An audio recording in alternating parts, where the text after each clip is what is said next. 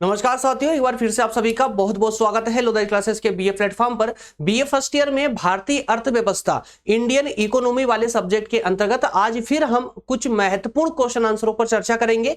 That means कि model paper के रूप में, अर्थात कि आज के सेशन में ऐसे 15 महत्वपूर्ण प्रश्नों पर चर्चा करेंगे जो आपके 2024 वाले एग्जाम के लिए बहुत ज्यादा इंपॉर्टेंट होने जा रहे हैं। तो आइए शुरू करते हैं सेशन आज का। यदि आप नए छात्र हैं तो एक बार प्लेलिस्ट को जरूर विजिट कीजिएगा। प्लेलिस्ट में बीए फर्स्ट, सेकेंड या थर्ड ईयर तीनों ही ईयर के वो सभी सब्जेक्ट आपको पूरे विस्तार से पढ़ने को मिल सकते हैं, अर्थात मिल जाएंगे, जो कि YouTube के किसी अन्य प्लेटफॉर्म पर फ्री ऑफ कॉस्ट आपके लिए अवेलेबल नहीं है। वो सारे सब्जेक्ट हमारी प्लेलिस्ट में मैं आप लोगों के लिए दोस्तों यहां पर डाल चुका हूं। एक बार जाइएगा प्लेलिस्ट में, आपका चाहे सब्जेक्ट कोई सा भी हो सिलेबस में, लगभग वो सभी सब्जेक्ट आपको देखने को मिल जाएंगे डिटेल में क्लासेस से, और साथ में हर क्लासेस की डिस्क्रिप्शन में उसका नोट्स भी अवेलेबल है। तो क्लास देखने के बाद में, लेक्चर देखने के बाद में उसका नोट्स डाउनलोड कर ले, ताकि एग्जाम के टाइम पे रिवीजन लगाने में महत्वपूर्ण होंगे। क्लियर है? तो आइए शुरू करते हैं अपना आज का सेशन और इंडियन इकोनॉमी के अंतर्गत देखते हैं सबसे पहले 15 इंपॉर्टेंट प्रश्नों को। 15 प्रश्नों के बाद में हम 10 उन प्रश्नों को भी देखने जाएंगे, देखेंगे जो लघुत्तरी प्रकृति के प्रश्न होंगे। क्लियर है ना? 10 छोटे छोटे वन कॉन्सेप्ट के साथ में जो छोटे छोटे क्वेश्चन होते हैं उन पर भी हम चर्चा करेंगे। तो आइए लेते हैं पहला क्वेश्चन। पहला क्वेश्चन है, भारतीय अर्थव्यवस्था की प्रमुख विशेषताओं का वर्णन कीजिए। दोस्तों ध्यान रखिएगा, जहां जहां पर मैं मार्क कर रहा हूं ना, वो प्रश्नों की टर्म है, ठीक है ना। प्रश्न की भाषा अर्थात लैंग्वेज पर आपको फोकस नहीं करना है, बल्कि प्रश्न की जो टर्म दी गई है, जो कॉन्सेप्ट दिया गया है ना, उस पर फोकस करना है आपको। क्लियर है? तो जहां मैं मार्क कर रहा हूं ना, उस पर आप फोकस कीजिएगा, क्योंकि प्रश्न की लैंग्वेज चेंज हो सकती है एग्जाम में, लेकिन टर्म कभी चेंज नहीं होगी। पूछना है तो किसी भी तरीके से पूछेगा, लेकिन पूछेगा वही सब कुछ। ठीक है? तो यहां पर पहले क्वेश्चन में बोला गया है कि इंडियन इकोनॉमी की जो विशेषता क्या क्या हो सकती है, कैरेक्टरिस्टिक्स क्या क्या हो सकते हैं, उन पर डिस्कस करना है। देखिए, अथवा में पूछा गया है भारतीय अर्थव्यवस्था के मुख्य कारणों का संक्षेप में वर्णन कीजिए। तो भारतीय अर्थव्यवस्था अर्थात कि इंडियन इकोनॉमी के मुख्य कारण, अब मुख्य कारण कह दें या उसकी विशेषता कह दें या उसके आधार स्तंभ कह दें या उसके स्रोत कह दें, अब ये सारी बातें एक ही होने वाली है, क्योंकि भारतीय अर्थव्यवस्था जिन जिन कारणों से खड़ी हुई है या अपना जो है निरंतर रूप से विकास कर रही है, तो उसके पीछे जो भी कारण रहे हैं वो कारण ही इनकी विशेषता बन जाएंगे। ठीक है ना? तो कारण या विशेषताओं में कंफ्यूज नहीं होना है, सेम कॉन्सेप्ट है, अलग नहीं है। इसके बाद में आगे कहा गया है कि क्या भारतीय अर्थव्यवस्था एक अर्ध विकसित अर्थव्यवस्था है?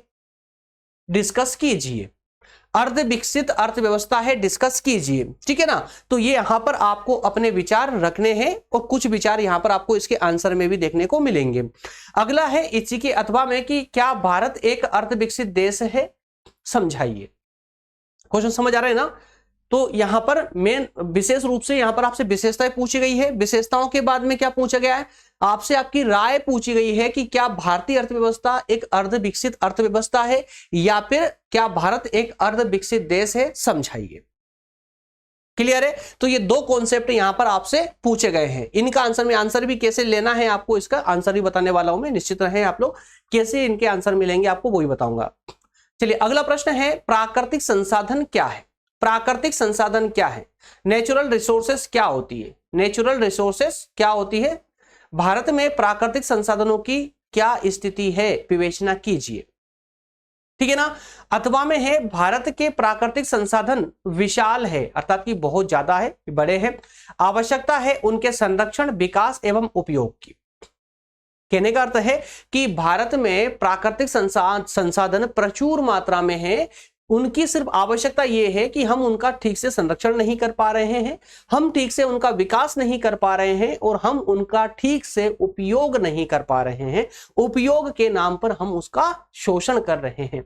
समझाइए, इस कथन की व्याख्या कीजिए। क्लियर है? India's natural resources are waste, there is a need for their conservation, development and use. Explain this statement. तो यहाँ पर कुछ कॉन्सेप्ट आपको इंग्लिश में भी देखने को ही मिल रहे हैं, प्रत्येक प्रश्न का हिंदी का इंग्लिश भी यहाँ पर आपको देखने को मिल रहा है। तो जो भी इंग्लिश मीडियम वाले बच्चे हैं तो वो भी जो है, अगर हिंदी नहीं चाहिए कंटेंट आपको तो इंग्लिश में भी अवेलेबल है, हर क्वेश्चन का इंग्लिश, हिंदी का इंग्लिश भी आपको मिल रहा है यहाँ पर, ठीक है ना। अगला प्रश्न है, प्रश्न नंबर 3 है, भारतीय अर्थव्यवस्था के संदर्भ में वनों का महत्व बताइए। भारतीय अर्थव्यवस्था के संदर्भ में वनों का क्या महत्व, हमारी इकोनॉमी के लिए जो हमारे वन है भारत में वो क्या महत्व रखते हैं। इसी के अथवा में है कि वनों के प्रत्यक्ष और अप्रत्यक्ष लाभ क्या है बताइए। अब ध्यान दीजिएगा, प्रत्यक्ष या अप्रत्यक्ष लाभ दोनों ही लाभ हमारी इकोनॉमी के लिए इंपॉर्टेंट होंगे, ठीक है। तो जब भी आप वनों के महत्व की बात करोगे ना तो यहां पर उसमें दो कॉन्सेप्ट सबसे पहले आएंगे, प्रत्यक्ष लाभ और अप्रत्यक्ष लाभ। तो प्रत्यक्ष लाभ में आप 5 पॉइंट एक्सप्लेन करेंगे और फिर अप्रत्यक्ष लाभ में भी 5 पॉइंट एक्सप्लेन करेंगे, बस इसी के साथ में आपका क्वेश्चन कंप्लीट हो जाएगा। क्लियर। अगला प्रश्न है, 2011 की जनगणना के संदर्भ में भारतीय जनांकिकी की प्रमुख विशेषताओं का वर्णन कीजिए। तो भारतीय जनांकिकी की प्रमुख विशेषताओं का वर्णन कीजिए। थोड़ा सा कंटेंट लंबा जाएगा इस प्रश्न का, लेकिन इसको ठीक से पढ़ना बहुत जरूरी है क्योंकि एग्जाम में कई बार क्या कहूं कि मैक्सिमम टाइम देखा गया है ये प्रश्न एग्जाम में, ठीक है। तो छोड़ने की गलती मत कीजिएगा, भले वो 2011 की जनगणना है, अभी तक जनगणना नहीं हुई है, लेकिन यही कॉन्सेप्ट हमारे लिए आधार है अभी भी, ठीक है। अथवा में है 2011 की जनगणना की प्रमुख विशेषताओं पर प्रकाश डालिए। क्या विशेषताएं हैं 2011 की जनगणना की, वो बताने हैं आपको। चलिए अगला प्रश्न लेते हैं, भारतीय अर्थव्यवस्था में कृषि के महत्व की विवेचना करते हुए, अच्छा हाँ, अभी कोई बच्चे ना कुछ मुझे कमेंट करके साइड में होने का बोल रहे हैं या बोलेंगे, तो उनको मैं विशेष रूप से बोल दूं, आपको नोट डाउन करने की आवश्यकता नहीं है, बल्कि मैं आपको पीडीएफ ही प्रोवाइड कर रहा हूं, डिस्क्रिप्शन से आप इसकी पीडीएफ डाउनलोड कर सकते हैं। निश्चित रूप से डिस्क्रिप्शन में इसकी पीडीएफ दी गई है जिसे आप आसानी से डाउनलोड कर पाएंगे, लिंक डलवा दी है मैंने, और हर लेक्चर की लिंक मिल जाती है आपको डिस्क्रिप्शन में, ठीक है ना। तो भारतीय अर्थव्यवस्था में कृषि के महत्व की विवेचना करते हुए कृषि के विकास हेतु भारत में प्रयासों को समझाइए। तो भारत में कृषि का क्या महत्व है। अब यार चूंकि हमारी अर्थव्यवस्था ही कृषि प्रधान अर्थव्यवस्था है तो कृषि का तो बहुत बड़ा महत्व होगा। साथ ही साथ में ये हमारे विकास, कृषि के विकास के लिए भारत में प्रयास क्या किए जा रहे हैं, उन प्रयासों को आपको बताना है। अथवा में है कि भारत का आर्थिक विकास कृषि पर निर्भर है, विवेचना कीजिए। प्रश्न देखेंगे तो बहुत इजी, एकदम सिंपल कॉन्सेप्ट के साथ में है और इसी कॉन्सेप्ट, इसी लैंग्वेज के साथ में एग्जाम में देखने को मिलते हैं ये प्रश्न। कोई बहुत ज्यादा चेंजेस नहीं होता, बस डिपेंड ये करता है कि आपको इनके कॉन्सेप्ट बेहतर तरीके से याद है या नहीं है। बस आपको कॉन्सेप्ट बेहतर तरीके से याद होना चाहिए कि आपसे पूछे जो जा रहा है उस कॉन्सेप्ट के बारे में आपको कितना पता है, कितना आप उसको करंट अफेयर के साथ में रिलेट कर पाते हैं, ये बहुत इंपॉर्टेंट लगता है। और इसके अलावा जब मैंने इसका सेशन लिया है ना, इंडियन इकोनॉमी का सेशन लिया है, उसमें प्रत्येक लेक्चर में मैंने आपको समझाने का प्रयास किया है कि हमारा पहला पॉइंट क्या होना चाहिए। जैसे मैं हमेशा बताता हूं एक्सप्लेनेशन का, अर्थात कि व्याख्या वाला पॉइंट मैं सबसे पहले रखता हूं। हर प्रश्न के आंसर में पहले नंबर का पॉइंट मेरा व्याख्या या परिचय का होता है।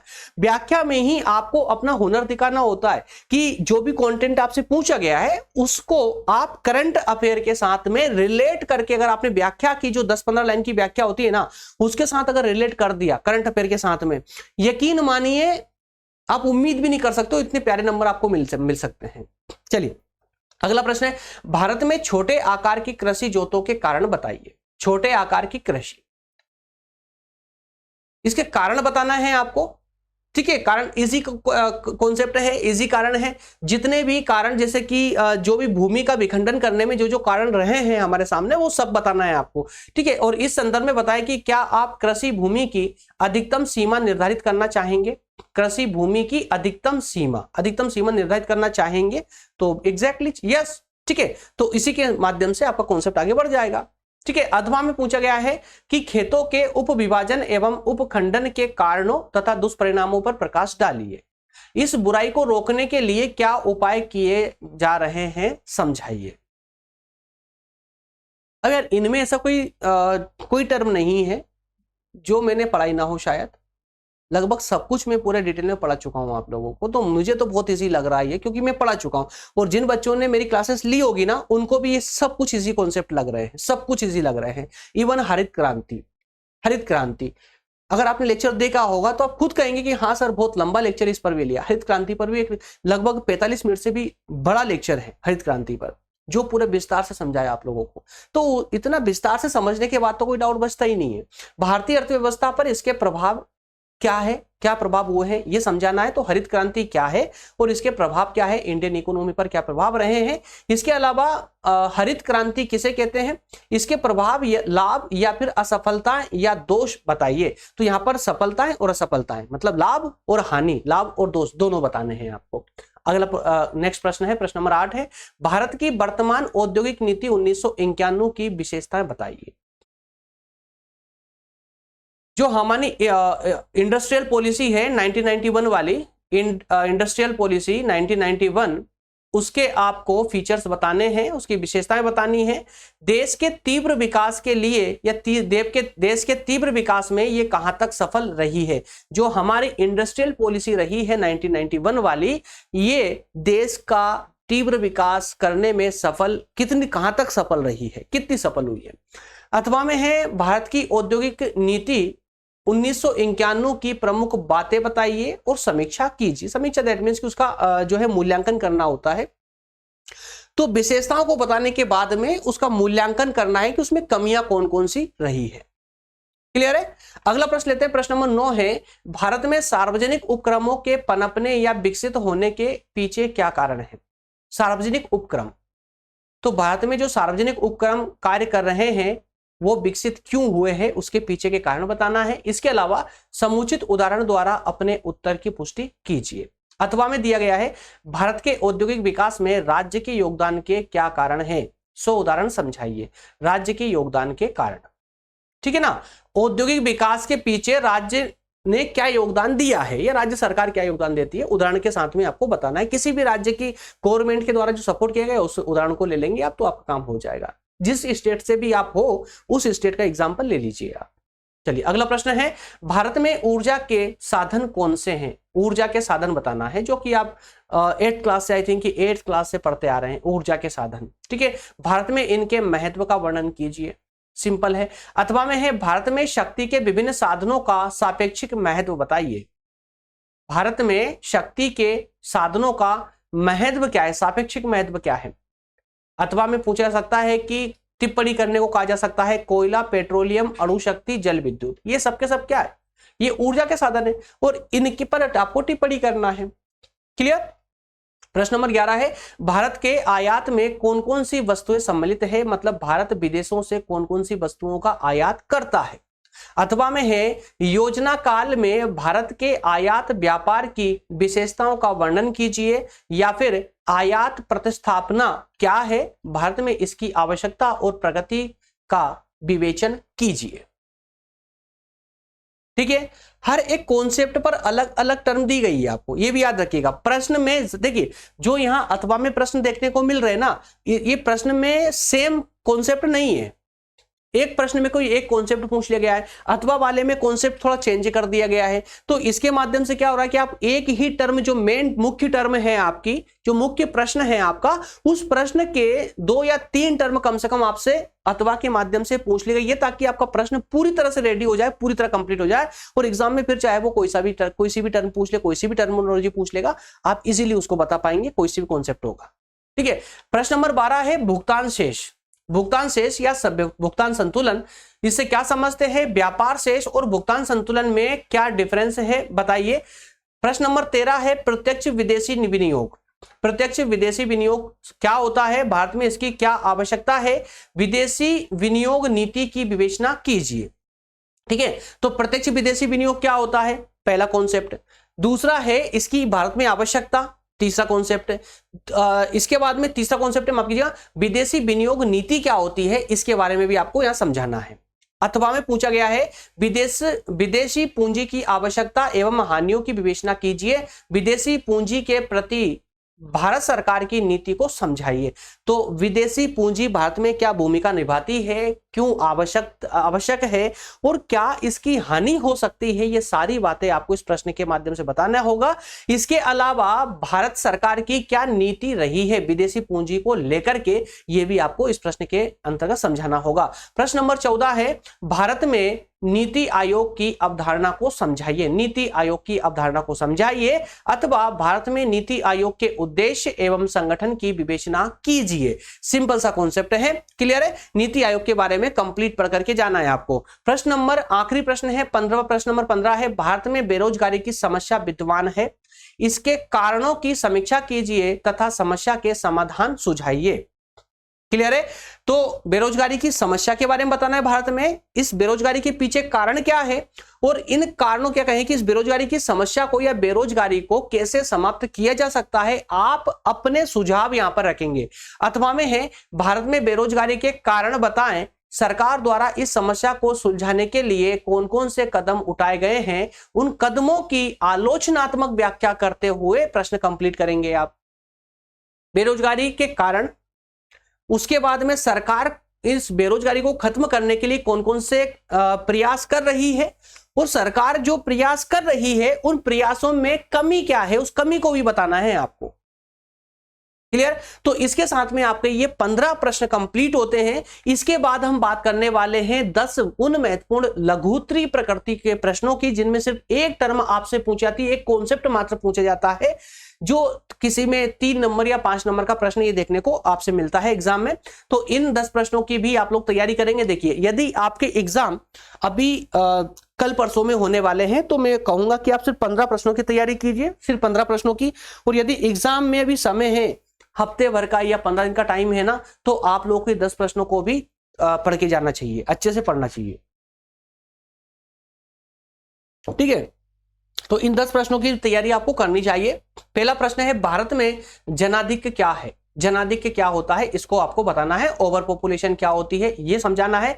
ये अथवा में हो सकता है कि भारत में जनसंख्या वृद्धि के कारण क्या क्या है। ठीक है। नेक्स्ट कॉन्सेप्ट है, कृषि विपणन क्या होता है? कृषि विपणन क्या होता है, ठीक है, इस पर टिप्पणी करनी है। अगला है कृषि यंत्रीकरण, कृषि यंत्रीकरण। नेक्स्ट, ये सब कुछ पढ़ाया है मैंने, सब कुछ पढ़ा चुका हूं। औद्योगिकरण में निजी क्षेत्र की भूमिका, निजी क्षेत्र की भूमिका, औद्योगिकरण में निजी क्षेत्र की क्या भूमिका है समझाना, role of private sector. Next है, लघु एवं कुटीर उद्योग क्या होते हैं ये बताना है आपको, स्मॉल एंड कॉटेज इंडस्ट्रीज क्या होती है।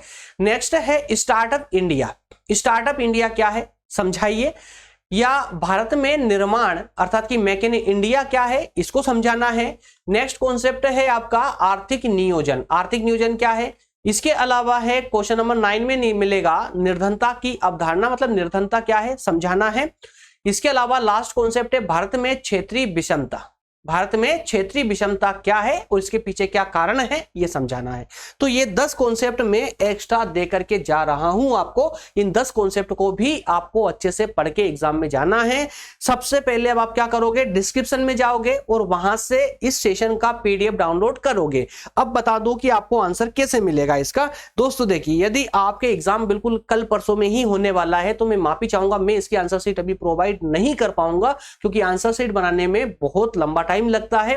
तो अभी इसमें काम चल रहा है वैसे इसके आंसर शीट पे, लेकिन अगर एग्जाम में समय है आपका तो संभवतः आपको इसकी आंसर शीट मिल जाएगी। लेकिन आप मेरे भरोसे अभी तक मत बैठिए। मैं शुरू से बोलता आया हूं कि किसी पर डिपेंड ना रहें एजुकेशन को लेकर के। थोड़ा प्रयास हम करते हैं, उसका थोड़ा सा प्रयास आप लोग करें तो संभवतः हम लोगों का काम बन जाएगा। तो मैंने थोड़ा सा प्रयास ये किया है कि मैंने आपके सामने 15 ऐसे प्रश्न ला करके रख दिए हैं जो एग्जाम के लिए बहुत ज्यादा इंपॉर्टेंट है। अब आपकी ड्यूटी ये बनती है कि आप इन 15 प्रश्नों के आंसर ढूंढे। आंसर कहां मिलेंगे, कैसे मिलेंगे, देखिए दोस्तों समय तो लगेगा, समय तो हर कार्य में लगता है। पका पकाया देने से वो आपका संभवतः कुछ समय के लिए काम तो आ जाएगा, लेकिन वो लॉन्ग टाइम सर्वाइव नहीं कर पाओगे उस डेटा के आधार पर। तो मैं ये कहूंगा कि आप जब इन प्रश्नों के माध्यम से इसके उत्तर अपनी किताब में या गूगल पर जब सर्च करोगे और उसको एक ही जगह ला करके लाने का प्रयास करोगे, या तो नोट डाउन करोगे या फिर प्रिंट आउट निकलाओगे, स्क्रीनशॉट लोगे, कुछ भी करोगे, जैसे भी आप सभी 15 प्रश्नों के उत्तर एक जगह ला करके शिफ्ट करोगे ना, इतने में ये समझ लीजिए कि आधे प्रश्नों के आंसर आपको याद हो चुके होंगे, बिना याद करे ही याद हो चुके होंगे। क्योंकि इस तरह से आप पूरे कॉन्स्टिट्यूशन के साथ में उन प्रश्नों के आंसर ढूंढोगे। तो लोगे कहां से, मैं फिर बता रहा हूं, आपके पास चाहे कोई सी भी किताब हो या किसी भी पब्लिकेशन की सीरीज हो, वहां पर इन कॉन्सेप्टों के आंसर ढूंढिए। आपको पूरा क्वेश्चन सर्च नहीं करना है, बल्कि जहां मैंने मार्क किया, जो टर्म पर मार्क किया है ना, उस टर्म को अपनी पुस्तक में ढूंढना है। जहां पर वो मिल जाए उतना ही कॉन्सेप्ट वहां से ले लीजिए, वो आपका आंसर बन जाएगा। कोई कॉन्सेप्ट हो सकता है कि बुक में मिला और नहीं, कोई सा हो सकता ना मिले, तो जो ना मिले ना उसे आप गूगल कर लीजिए, अपने मोबाइल फोन में गूगल कर लीजिए, उसका स्क्रीनशॉट ले लीजिए हैंड टू हैंड पढ़ करके, और जो इजी लगे, बहुत सारी वेबसाइट है, बहुत सारी वेबसाइट अपलोड करके रखती है, तो जिस वेबसाइट का कॉन्सेप्ट इजी लगे उसको आप जो है स्क्रीनशॉट ले लें और नोट डाउन करके और अपने एक आंसर शीट तैयार कर लें, अपने अकॉर्डिंग तैयार कर लें। वो संभवतः मेरे टीम काम कर रही है, जितनी जल्दी हो सके, अगर हो पाया जल्दी, अगर हो गया इसका आंसर शीट का कार्य, तो मैं बिल्कुल आपको प्रोवाइड कर दूंगा, क्योंकि अभी फिलहाल 4-5 आंसर शीट पर काम एक साथ चल रहा है, क्योंकि सेकेंड ईयर के एग्जाम भी आप लोगों की तरह ही बिल्कुल नजदीक, कुछ एग्जाम हो भी चुके हैं सेकेंड ईयर के, कुछ पेपर हो चुके हैं, तो फर्स्ट ईयर आप चूंकि आने वाले आपके एग्जाम और सेकंड ईयर चल रहे हैं, तो एक साथ ही सब आंसर शीट मुझे तैयार करनी पड़ेगी, इस कारण से थोड़ा लेट हो सकता है, ठीक है ना।